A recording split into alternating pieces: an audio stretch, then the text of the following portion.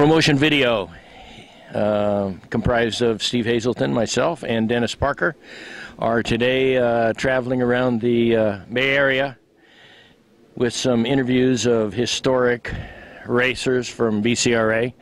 And today we're in Alameda with Bob Machin. Now, Bob, tell me about how you ever got started in racing. When did you ever think about, did you start at a young age or think about racing when you're young? No, I didn't start until after I got out of the service of World War II. Prior to that, though, my first car was an old 25 Chevrolet Roadster that came off the half mile at San Jose. A guy named Dave Oliver drove it. He was a well-known driver on the West Coast. And it didn't have fenders or running boards or anything like that. It didn't even have a ring gear on the flywheel, so I used to have to push it to start it.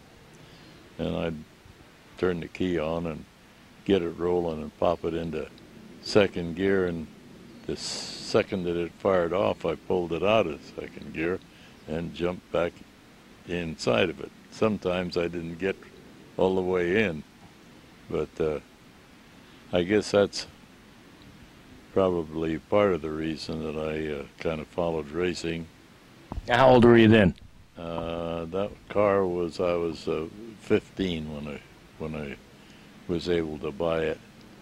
And I heard originally that you used to sneak down to Neptune Beach too to watch the races when you're younger. Yeah, we there was 3 or 4 of us that used to make that weekly event at Neptune. Later on, when I started running with the ladies, sometimes we'd be parked up in the Oakland Hills, and you could hear the cars racing at Neptune. You could even smell the what the heck was it? It used to mix with the outboard fuel. Oh. Benzene and Benzoil, or they still use it for. Is that what they still use in motorcycles? That mix? Oh, they were. Blenzol. No, it wasn't. It was castor oil and another blend that the outboards ran, and I guess some guys even tuned up the regular gas with it because it helped run the engines a little cooler and give them a little more strength. But and then we started riding our bikes out to San Leandro, to the Oakland Mile and the half mile, mainly to watch the roadsters, because we had 3 or 4 guys from Alameda that were running roadsters before the war. And just when I came out of the service... Now, what was that date, would you say, before the war? What would you say the date was? Well, I was 38, 39, 40, 41. And when I got out of the service, why, I'd try and get a ride in the midgets, and they were hard to come by because the guys were making pretty good money and all that. So we decided there was about 5 of us. It was Bob Machin, Clyde Miller, Bruno Perotti, myself. We scattered around Northern California trying to get interest into getting off the street and running track roadsters. And we started Northern California roadster racing. Our first exhibition race was in '46. Just 2 of us. There was one time it was Frank McFadden and I, and the next time it was a kid named Al Slinker and I. Anyway, we got Northern California roadster racing started. A good buddy of mine I was in the service with was our timer. We also started East Bay Auto Club. And so a lot of the guys out of East Bay Auto Club. 13 of us out of East Bay Auto Club joined the Air Force. when we went into service. Were you 18 then, or? I was just 21, and I was a welding inspector. Well, I was a welder, but I was also a welding inspector in the shipyard. And my boss says, "What the heck you joining the service for? We got a deferment for you forever." And I said, "I don't trust those deferments." Of course, I was born in Canada, and I figured, oh, they'll stick me in the service for sure. And I didn't like mud in the trenches. Anyway, that was another story. When we came back from the service, why, I started building a track roadster. And it went pretty good. First day I crashed it at San Jose. Guy told me, he said, "Don't use a Chevrolet steering. They're no darn good. They got bushings, and they just don't work when you put weight on that right front corner."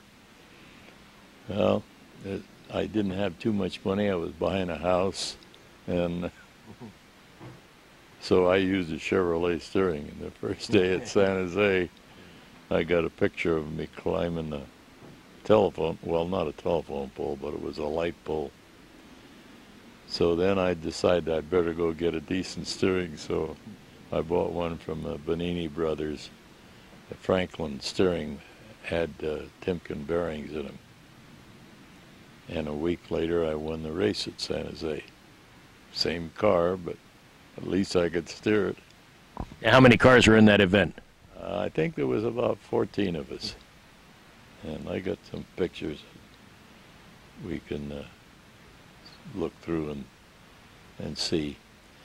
Then I was running a little, I didn't have a big engine. I had just a stock engine that I'd ported and relieved a little bit. And I welded up a dual carburetor manifold out of tubing and plate. And just didn't have much money to work with, so I took Bruno in as a partner, and it still wasn't feasible. He was buying a house too, and just got married, so we kind of benched the race car, and then I started getting rides in roadsters, and then I got into midgets. First time was indoors at Oakland, and I was leading the main event when my buddy Rapp spun me out. Not my buddy, but this guy was a menace to me. What was the difference between driving the roadster, you think, to driving the midget in your feel? Oh, Night and day. night and day. A good handling midget was second to sex. Oh, there was some that didn't handle too good, but I drove for a guy, Fred Erickson, for a full season. I kept telling him, "Fred, this thing's got a broken frame in it." It would start to pick up the wheel, and then it would drop, and around I'd go. And, you know, goddamn driver didn't know anything about a car. That's what he thought anyway. Anyway, at Stockton, Woody Brown was on the pole, and he didn't like pavement. And I had run Stockton with the roadsters, and there was a kind of a shelf, just a car width off the pole. And I think I'll get by Woody all right, which I did. I got ahead of Woody. It was Woody and then Dickie Reese and Johnny Boyd. And Boyd couldn't see that happening, and he hit Reese. Reese hit Brown. He hit me, and I went into the fence backwards. The next morning, Fred called. He says, "You know, you've been hollering about a broken frame." He says, "I finally found it." He says, "It's been working." So he says, "The brake looks like it's chrome plated. It's been polished so well." He says, if I sandblast it, will you weld it?" And I said, "Don't you dare sandblast it. Either blast beat it or walnut husk it and weld it." He brought it down. He was here about 8 o'clock in the morning, and I welded it up. He took the car home, put it back together. We went up to Hughes Stadium, and I followed Boyd all night long. I was second fast in the dash and the heat and the main. Where had the frame broken? Right behind the front axle, or? No, right in the right rear corner. The rear cross member came over and tied into the right rail, and it was the right tube, and it was broken and just twisted. Then it handled real good, and then Fred says, I hate to tell you this, but he says, I give the ride to Normie. You son of a bitch. I don't think I made 25 cents all season. And then when we got a chance to make a buck, which wasn't too frequent, he gave the ride to Normie. And Norm Rapp? No, Ed Normie. Oh, Ed Normie, okay. Neat guy, good racer. There was some of those guys that were kind of shaky, but Veith, Mihalis, McLean, quite a few of the guys they'd give you room. They wouldn't be trying to put you on your head, but there was a few that were the other way around. Kind of a menace, but anyhow. The night I retired, this guy put Dickie Reese and I both on our noggins, and Boots Archer says, one more and you're out of this association. And he was a pretty eager driver anyway, but he just get crossed up and slide into you with the power on, and nothing you could do. You couldn't get away from him, and he'd just dump you over on your head. Yeah, that was always driving for Ericsson? No, when Ericsson gave Normie the ride, Normie didn't run too much longer because he'd been running from before the war. Good guy. I raced with the two brothers here in Alameda, Mo and Porter Golf, and Porter had Normie as his main driver, and I was Mo Golf's head driver at the time. And when we'd go down south and run in Gardena and San Diego and places like that, sometimes Ed and I would fly down in PSA to get to the races in time. But super neat guy. Anyway, then Fred sold the car to a young kid that was an apprentice carpenter, buying a house, just starting a family, and he wasn't having much success, and he come to Mo and he says, can I borrow $500 from you? I want to freshen up this engine so that I can do better. Well, it didn't help him. So he made an agreement with Mo. He says, if I can't pay you back, I'll pull my engine out, and you got the car, the trailer, and all the spare parts. Some of them were pretty good, and some of them were pretty well worn out. Anyhow, he came to Mo, he says, here's the key, clean the garage up, which he did. And I don't know where Mo got this engine. Our business manager, Jack London, had his thumbs in everything. And when he knew of a good deal, he'd pick it up, and then he was competition for Rapp, I guess. And anyway, he got Mo an engine, and we put the engine in, took it to San Jose to a Ford show. They wouldn't let the office run, and goddamn thing was out of time. And Wing Vanini came over and reset the timing on it, and they told me I had one lap to qualify. They were just getting ready to shut it off, so I went down the first turn and spun a couple donuts to get heat in the back tires, and went flying down the back chute. And I used to run high at San Jose. I'd go in and I'd chop off across the pole. Well, as I was entering the second turn, the right front wheel came off it. Yeah.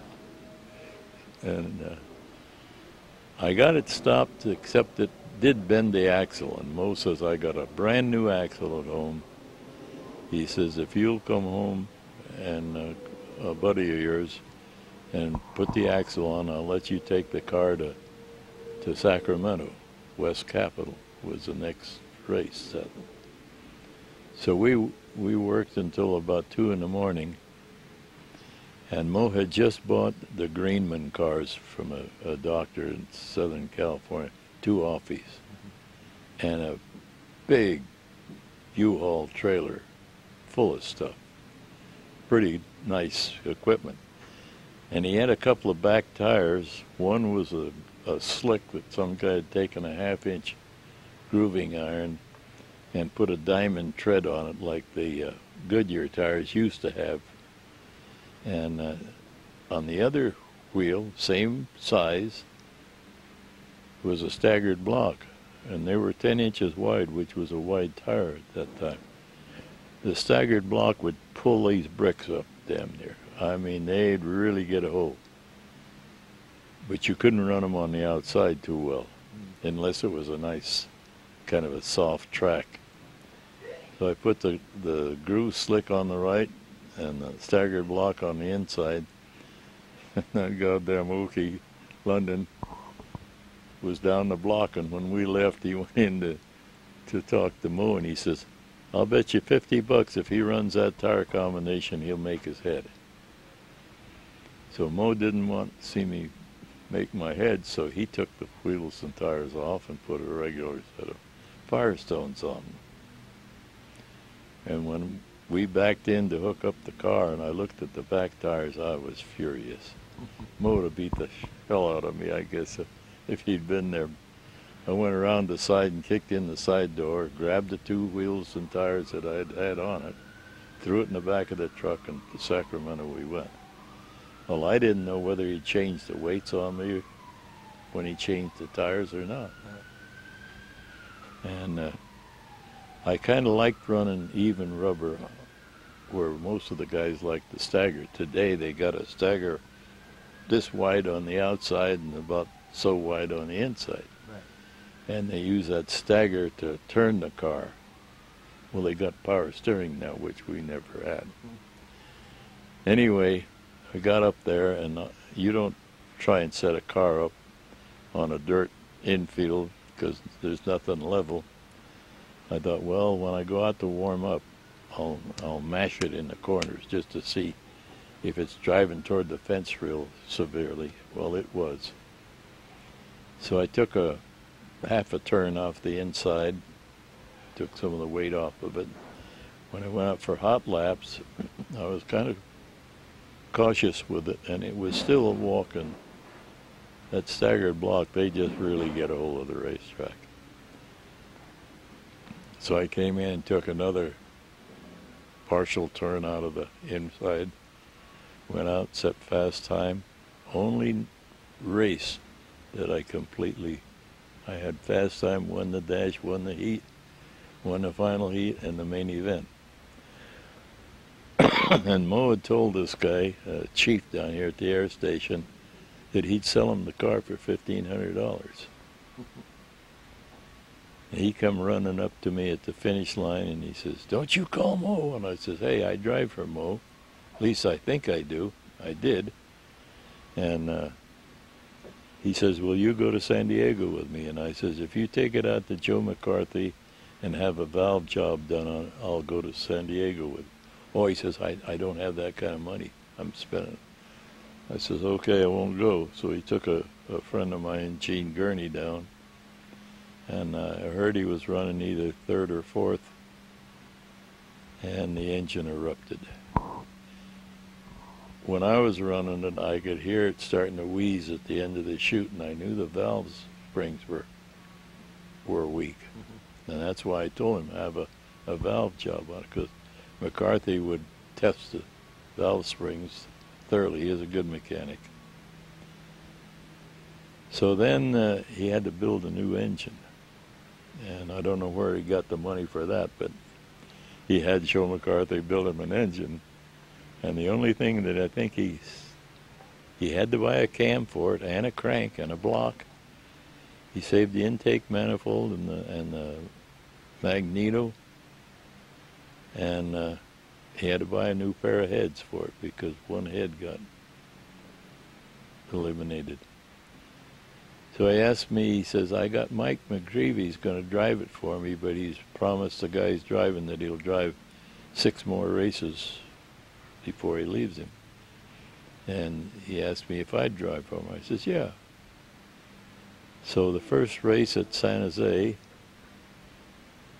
the car is smoking. And Joe says, I don't understand it. I've built about 50 to 60 engines using the same parts, and I've never had a smoker. But he tipped a little Bonami into it and got it to dry up a little bit, but I missed the main. I was sitting in the back end of the B. All of our starts were inverted, fastest cars in the back. So I got a second in the heat. That put me in the final heat. And I got a second in the final heat. That's a first and second place. I'm sitting in the back end of the B race, and it goes through the pack like nothing. It just keeps going better and better. So I won the B, and they put the first 4 cars out of the B into the main. And the Okie tells me, he says, you can forego your B money and start up in the front of the main. I says, oh no, I've already made that goddamn B money. That's no double with nothing. So I started in the back and walked through the guys and won the main too. I drove 5 races for Lloyd, and I got 3 main events, a second, and a 5th. I got tangled up with a guy, and that was the same car that I drove for Ericsson, and it was a good handling car once we got it, and it had the best brakes. He had Buick brakes that he'd worked over, and of course I didn't need the brakes, but it sure was neat to set up on people. Was that a what chassis was that? Just a homemade chassis, or A Curtis? It's a Curtis. Yeah. It had bars on the back and a cross spring on the front. It was an easy one to set up once you got it to where it was not flexible. Then I went, Bob Veith went into 3A, and he says, would you like to drive for Stan Brooks? That's the guy he was driving for. And Stan's a super neat guy. He was the best owner that I ever drove for. And I started at Pacheco with him. And now, was it, when you were driving then, was it all younger guys driving and older guys that were the car owners? Basically, I guess you'd say that, because most of the drivers were vets. Some of them were and some weren't, but yeah, pretty near all of it. Though hell, the car owner that I drove for, Mo, he flew the hump in Burma. That guy, he could.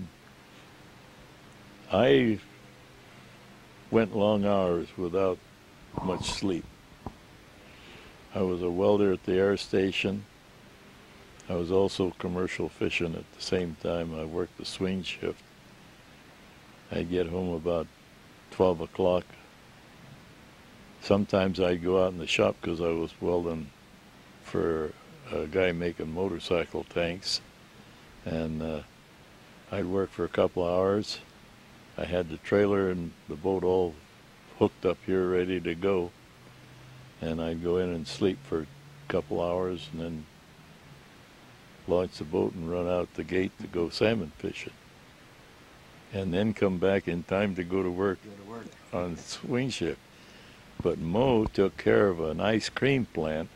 He was the guy that did all the work in it, plus working on 2 or 3 race cars. But he'd make me drive to the races most of the time. Not all the time, but, and it was kind of comical. I had to be to work at 7:15 sometimes when I was on day shift. So I had to drive from San Diego to Alameda to get in time to, and we'd come up 33 at 100 miles an hour towing sometimes a double-deck midget trailer and sometimes just a single. And it was no freeway like today. Oh no, but there was only one cop on that 33 and he was at Fireball. Of course, in the wintertime when we were running south, you always had tule fog. Yeah. And that got kind of hairy at times. Going down, we'd hang draft on the Greyhound buses. We'd get up in behind them and blink the lights a couple times and then just run with the parking lights on so it wasn't distracting his driving. And he'd blink when he had to turn off and go into a town on old 99. Well, of course, we were going through towns. So then that new car you were talking about when you were driving at Pacheco? I got it lit off, and first thing he told me, he says, now, I can always buy another race car, but you can't buy another head. So you take care of yourself first. And I took a step back and I said, Stan, I can't believe you. Most guys tell you, get your foot in or your ass out, you know. And so when I lit off and went down in the first turn, it only had 5 pounds of oil pressure. So I kicked it out of gear and put it in the infield. And he come running down, what's the matter? I says, God damn, you don't have any oil pressure. None? I says, oh, you got about 5 pounds. Oh, he says, put it back in gear and get out on the racetrack. And I'll tell you later. I didn't know it, but Stan had been a driver himself and an owner. He was from Phoenix area. And later on, I was eating breakfast at Indianapolis when I went back with Vite and a few guys to watch the race. And the guy that was, oh Christ, I can't come up with his name, but he was a good mechanic, and he was a mechanic for the guy that won the championship from Phoenix. And he says, you used to drive for Sam Brooks, didn't you? And I said, yeah, one hell of a nice guy. He says, that cagey old sucker, he says, I had a Miller in the midgets. He's talking about running the miles with midgets. And he says, Stan had an early Chevrolet 4-cylinder with a D-stroke crank in it. And he says, on the mile tracks, he'd go by me like I was anchored. He says, one hell of a nice guy. He says, he sure is. Can't beat him. Now getting back to Mo, the car that he bought 2 race cars and an airplane from a guy up in Oregon that was a lumber baron that was getting a divorce. And he had to get rid of these before the wife got a hold of them. So Mo bought this staggered wing Beach, about a 6-place airplane. Beautiful, really. The one midget was made by Jack Hagerman for a guy named Carl Cavazza out in Concord, and he'd sold it to this guy. I can't remember his name. The other one was a little short car, and it'd been everywhere. It'd been to New Zealand, Australia. A cop in North Sacramento had it, and it had been run hard and put away wet. Mm-hmm. But I loved that car. It would back into the corners on dirt so neat, and but it didn't finish. I lost 11 first or second place races due to everything just flat wore out of it. So first he got a new tin work for it, because it was pretty well beat up. Had this guy Shalala down in L.A. that did a lot of the Curtis work, and he built a new skin for it. Then he built a new chassis for it. Hello? Am I wandering too far? Anyhow, started out with a complete new chassis. And we had a race at San Jose with a bunch of the hot dogs from down south. And Mo says, what do you want me to do to this? I said, just leave it alone. Let's hope that you got the engines fresh. Well, it smoked, and I didn't even make the program. Oh, I was furious because I knew I could have skinned a lot of guys. Then we run at Bay Meadows, and he says, what do you want me to do? I said, balance the wheels. We're going over 120 miles an hour down the chutes, which he didn't do. And it vibrated so severely that it broke the fuel pump shaft, which was a half-inch piece of steel, but it had been in a number of years.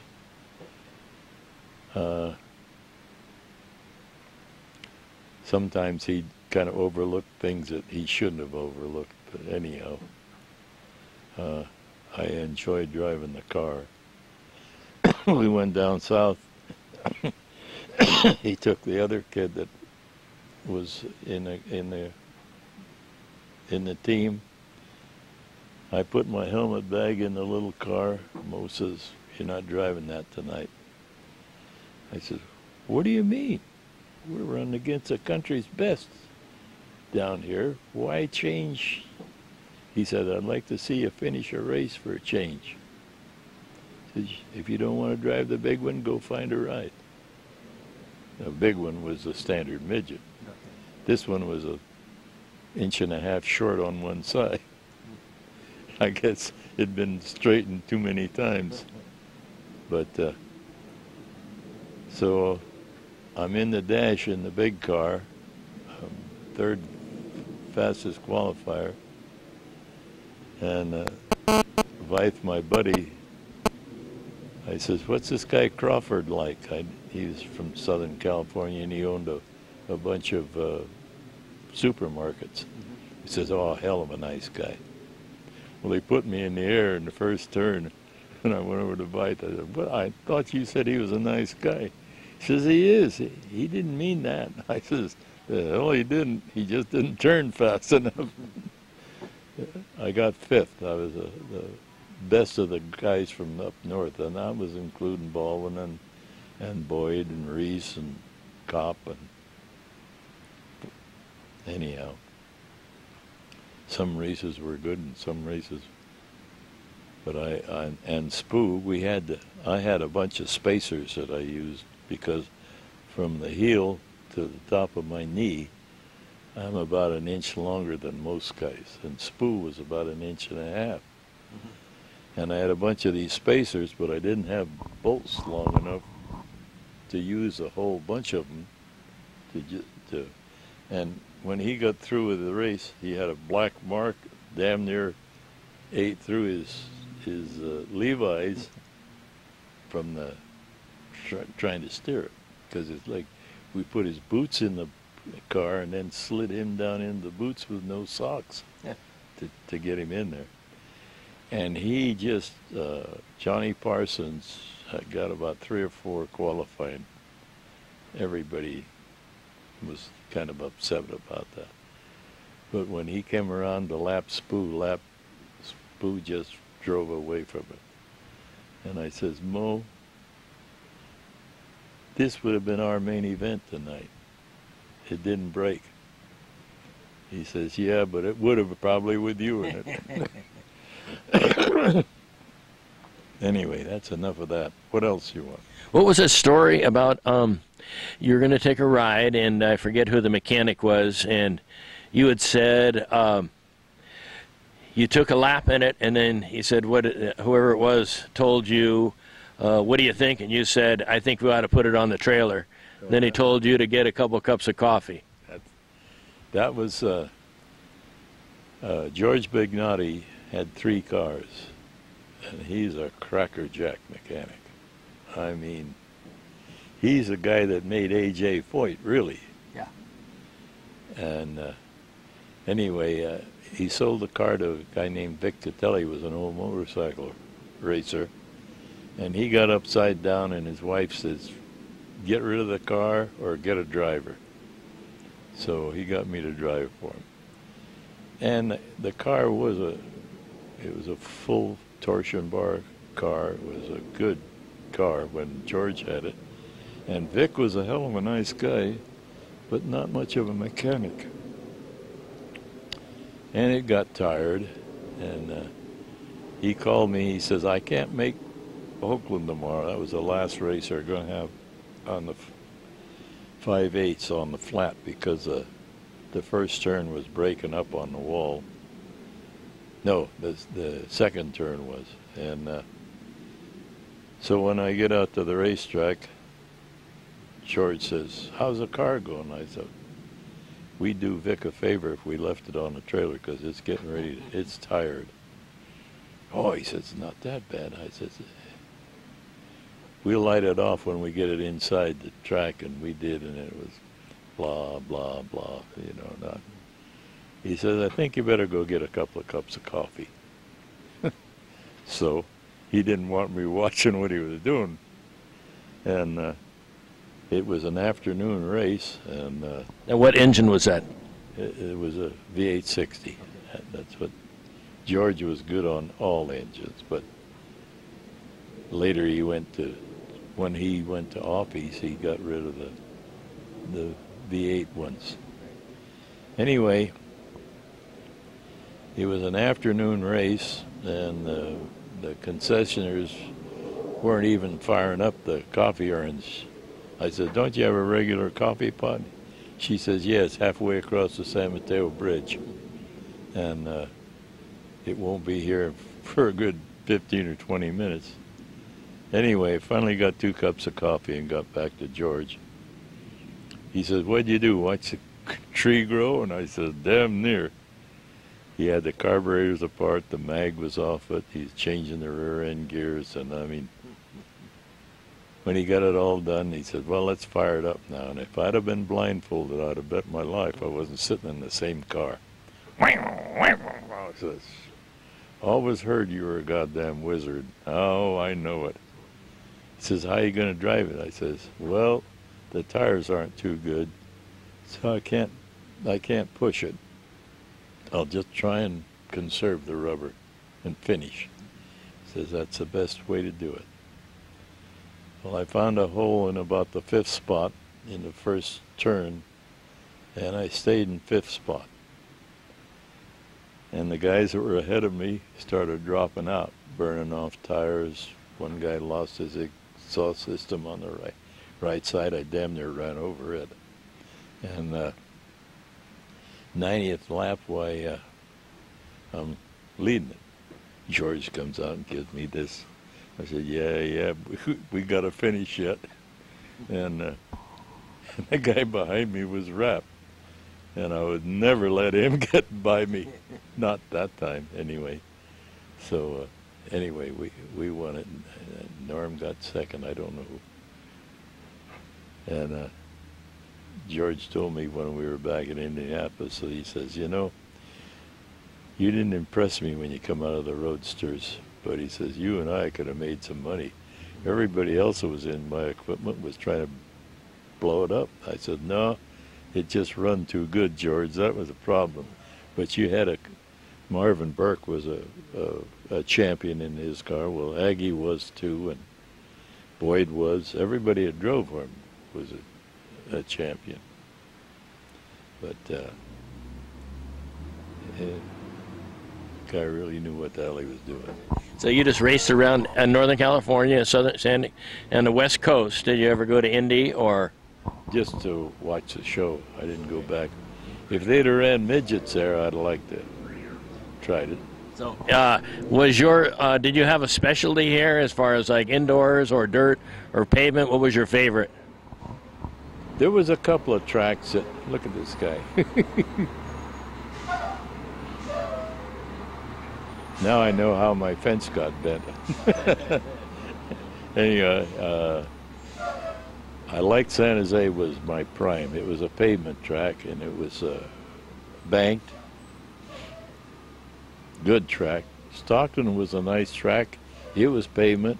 One corner was like San Jose, and the other one was kind of a flat bank. Belmont was a dandy. Oh, I love Belmont. Except on a day race. Night races. When we were driving across the San Mateo Bridge, we could tell whether the tide was in. If it was high, we were going to have a real good racetrack because the moisture just seemed to come up in that. Now, was that on the half mile? No, that was a quarter mile at Belmont, next to Western Gear Works. Pacheco was the best dirt track that I ever ran on was Fresno when it was dirt. There was a guy named Springington from Southern California, and he specialized in surfacing racetracks, especially dirt. And he could blend clay, sand, sawdust, and whatever, and give you one hell of a racetrack. We ran a joint roadster race at Fresno with CRA. We had 111 cars qualify.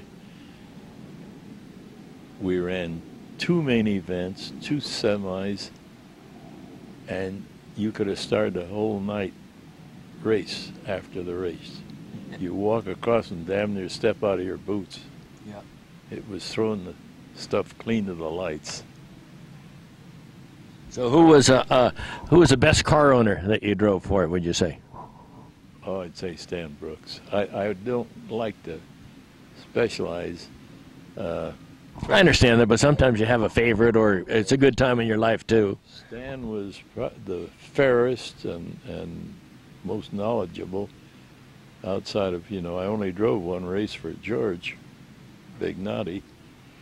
Mo later, he took a hell of a jump when he got into racing because he had 3 cars. He was trying to maintain and repair them and everything, plus taking care of an ice cream plant and get a few hours sleep. And would you think that Big Naughty was the best mechanic? Yeah, I would say by far. Superchecks wouldn't have hired him if he wasn't. So what did your wife think about when you were doing all this racing? She didn't. She went to the races first probably season that I ran roadsters, and she would go indoors, but she was bowling, and not this lady, my first wife. Yeah. We've been together about 8 years. But she was sports-minded and had her own gang that she was.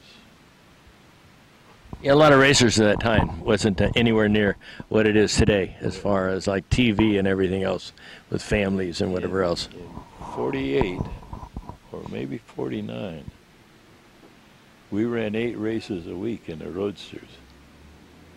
And the biggest race of the whole week was trying to get from Sacramento to Modesto. Sacramento was an afternoon race, Modesto was a night race. And on a 2-lane 99 highway with goddamn sugar beet and tomato trucks. Yeah. The biggest race was getting from some of the stuff that we pulled. And did you see other drivers on the road too, other racers too? We were all racing each other on the highway, trying to get. It'd be like that commercial now with those 2 semis are racing each other in NASCAR. Yeah, that's reminding me of the old days. So when did you retire then, Bob? 61. And was there any event that made you make that decision, or? Yeah. we had Art Powell, our mechanic, Mo's helper, with the truck down at Riverside. We were going to run midgets on Riverside. It's a road course, pavement. He took the truck down there with the 2 midgets on it and a trailer with 2 midgets. And we were going to run the night before up here at Oakland indoors, come home, take a shower, get on a plane and fly into Riverside. And in the dash, this guy backed into me with a power on and dumped me over, and I'm upside down sliding toward the fence. And I'm not hurting, not yet anyway. And I caught, there was a gap about that much between the surface and the spring fence, and naturally I had to catch it right at the pole. And I had a hard toe piece that Tommy Morrow made. Tommy Morrow made a face piece for me, and he also made a shoulder harness. He was in the Thesis building over at, what's the name of the hospital over there in Frisco? Letterman. Navy. Letterman Hospital? Yeah. Is the Army Hospital? Anyway, he made all kinds of little limb parts and everything. Okay. And I caught that post, and I had my plates in because I'd already been upside down severely once. I lost 16 teeth in one accident. Got 11 breaks in my lower jaw.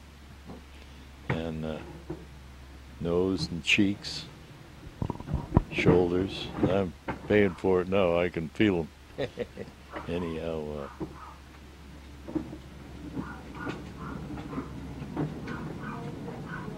huh? Yeah, well, it took more than Mo, but when they lifted the car off of me, I told Mo, I says, that's it, I retired. Oh, he says, you'll be right back. I says, nope. I says, get somebody to drive the car, and that was a new car. And he put Baldwin in, and Baldwin says, no way I'm driving that son of a bitch. so how old were you then when you retired in '61? 41. Huh? Was I 41? I guess.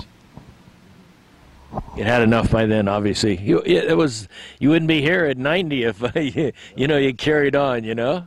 Well, I probably wouldn't have been here because I don't know what that car felt like. I had never driven it. I was going to drive it at San Jose when he'd done a valve job on it, and the rings didn't seat in, so I didn't get to drive it there.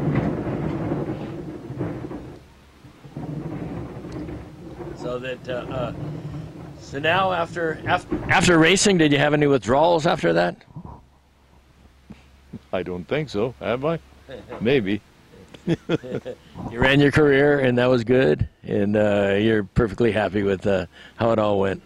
Well, I'm getting up in the morning. That's more than a lot of the guys have done. Boy, when we were running, we didn't have all the cages and the safety equipment that they've got today.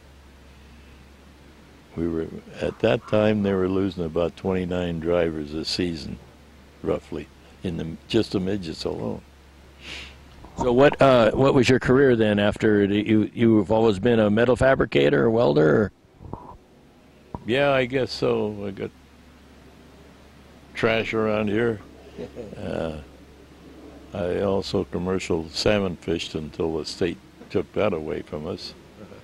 They run all the water down south, and the hell with the fish. So did you work here in Alameda then for the Navy right here? I was a welding instructor for 18 years. Have kids from all other establishments.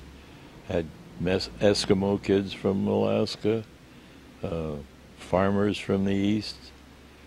Anybody, at first I used to say, you, and you go to welding school. And about a year of that, and I says, we're missing the boat because we're only getting probably 10% of the guys are interested enough to certify. I said, let's have them put up a bulletin board, and anybody that wants to go to welding school, sign here and run them, and then find out. Well, I was supposed to get some kind of an award for it, but it jumped up to about 70%. And I had guys from New Zealand, Australia, South America, just all around come and certify, and then every 6 months they'd come back to recertify. Not all of them, the ones that were too far away, but I acquired quite a few friends.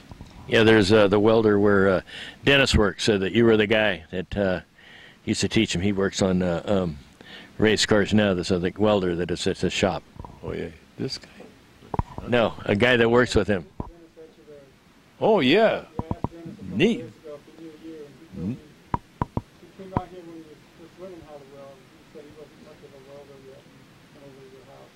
Good guy, good welder. He took over. Yeah, he's the guy now for the generation, the now generation. Right. Race cars and motorcycles. He does work for two friends of mine that I used to do work for, Phil Riley and Ivan Zamora. They got Riley's Restoration over in I want to say, huh? That's where No. Restoration type place. Right here. Oh yeah, Road C. Anyway, so with that, you got any parting words or any advice for anybody else, new racers, Bob? Just don't get upside down too many times. All right. Bob Machin here in Alameda. Did you want something, Mom? Got enough, huh?